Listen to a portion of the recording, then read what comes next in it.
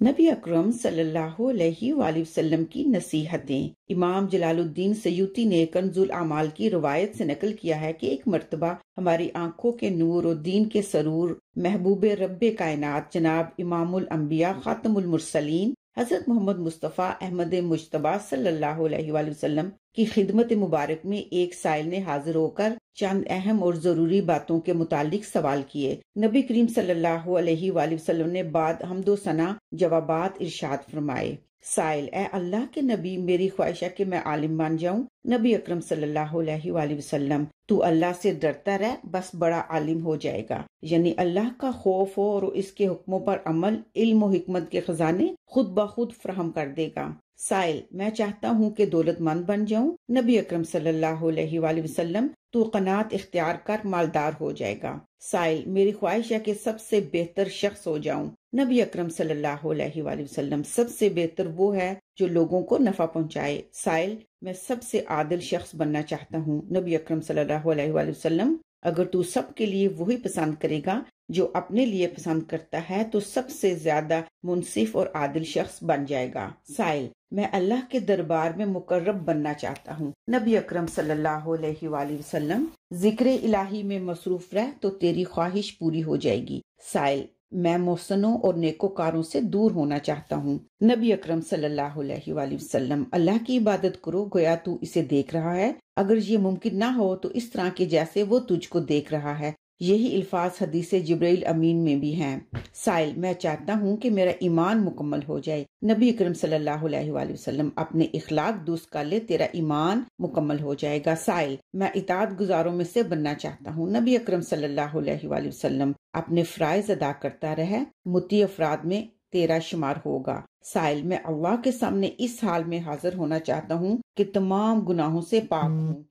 نبی اکرم صلی اللہ علیہ وآلہ وسلم: تو جنابت سے غسل کیا کر، اس کی برکت سے روز جزا گناہوں سے پاک اٹھے گا۔ سائل: میری خواہش ہے کہ حشر میں نور کے ساتھ اٹھایا جاؤں۔ نبی کریم صلی اللہ علیہ وآلہ وسلم: تو کسی کے ساتھ ظلم نہ کر، قیامت کے دن نور میں اٹھے گا۔ سائل: میں چاہتا ہوں کہ اللہ مجھ پر رحم کرے۔ نبی اکرم صلی اللہ علیہ وآلہ وسلم: تو اپنی جان اور خلق خدا پر رحم کر، اللہ تعالیٰ تجھ پر رحم کرے گا۔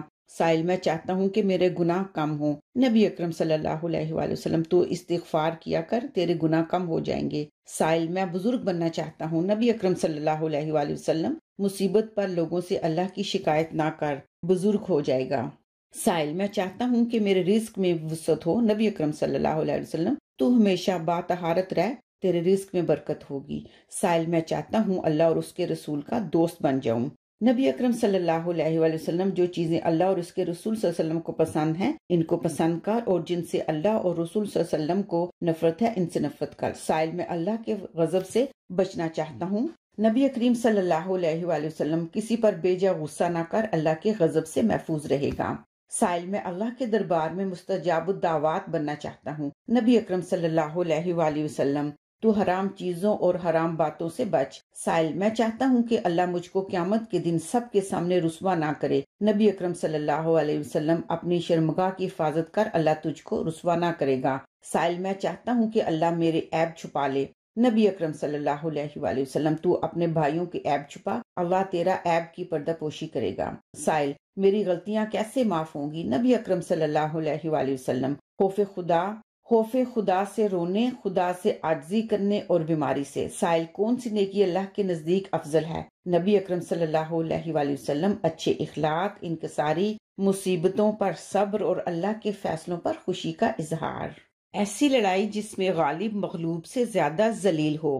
مامون الرشید کے مشہور سپہ سالار طاہر بن حسین کو ایک شخص نے بہت گالیاں دیں، وہ خاموشی سے سنتے رہے۔ ان کے ایک دوست نے کہا، طاہر تم اتنے بڑے عہدے پر فائز ہو، اس شخص کو سزا کیوں نہیں دیتے؟ اس پر طاہر نے جواب دیا، مچھر کو مارنے کے لیے طاقت کا استعمال فضول سی بات ہے۔ جواب میں دوست نے کہا، تب تو جواب میں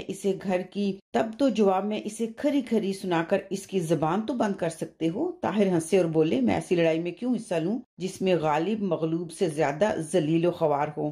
طاہر کا یہ جواب سن کر دانش مندی کی دلیل ہے، اس لیے کہ اگر ایسے شخص پر آپ غالب ہیں تو اس سے لڑنا بیکار ہے۔ اگر دونوں طاقت میں برابر ہیں تو اسے مارنے پیٹنے کے ساتھ کچھ مار پیٹ آپ کو بھی برداشت کرنا پڑے گی، اور اگر آپ مغلوب ہیں تو بری طرح مار کھانا پڑے گی۔ نتیجہ یہ نکلا کہ کسی کو جواب میں گالیاں بھی نہ دو، کیونکہ اس وقت اگر آپ غالب ہیں تب بھی آپ کی ذلت مغلوب سی ہو جائے گی۔ جی ہاں،